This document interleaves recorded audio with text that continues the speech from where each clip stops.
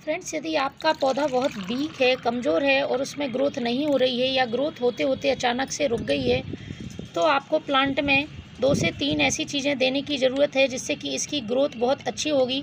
साथ ही उसमें फूल भी आने लगेंगे। जब प्लांट की ग्रोथ रुक जाती है तो प्लांट फूल भी देना बंद कर देता है। तो आपके साथ यदि यही समस्या हो रही है और प्लांट में किसी भी तरह के फूल नहीं आ रहे हैं या पत्तियों का रंग पीला पड़ रहा है, तो उसमें बहुत सारे पोषक तत्वों की कमी है।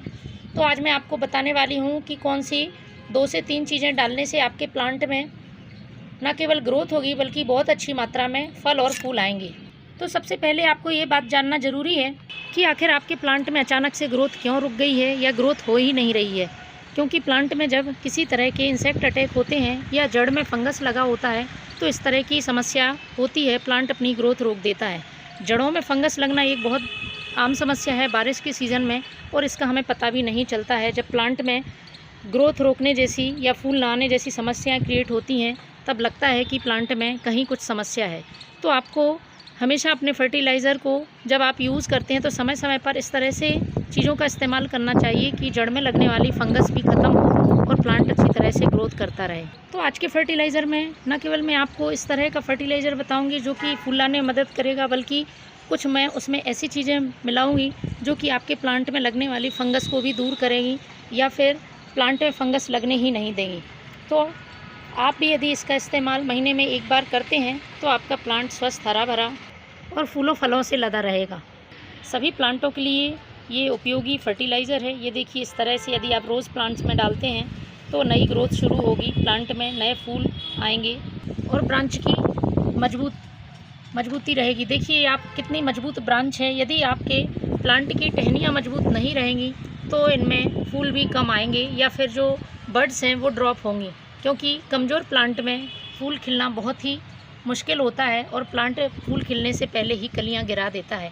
तो इसके लिए भी मैं ये आपको बताऊंगी कि किस तरह से आप चाहें तो अपने प्लांट को बहुत मजबूत ग्रोथ दे सकते हैं।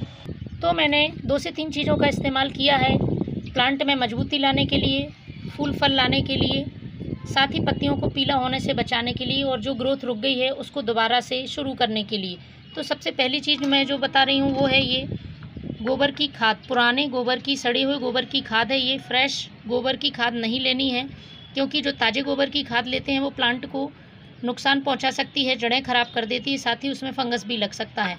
तो आपको पुराना गोबर का खाद लेना है। 1 मुट्ठी मैंने ये खाद ले लिया है। उसके साथ ही इसमें जो दूसरी चीज़ डालूँगी वो है ये नीम खली पाउडर। नीम खली पाउडर में क्या होता है, पोषक तत्व होने के साथ साथ यह फंगस से प्लांट की रक्षा करती है। तो हमें इसे समय समय पर जो भी हम फर्टिलाइज़र बनाते हैं उसमें हमें ये नीम खली पाउडर डालते रहना चाहिए। तो 1 चम्मच नीम खली पाउडर ले लिया है, इन दोनों को मिक्स कर देना है। इसके बाद जो दूसरी चीज़ है वो है ये चूना।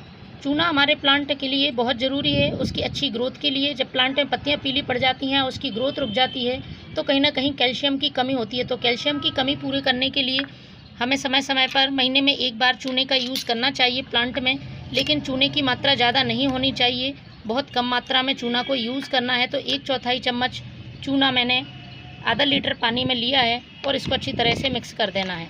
ये दोनों चीज़ें हमें हमारे प्लांट में डालनी है। स्टेम से दूर थोड़ी सी जगह बना के मिट्टी में और ये डालना है। 1 मुट्ठी आप अपने पॉट की साइज़ के हिसाब से डाल दें और ये सभी प्लांट में यूज़फुल है।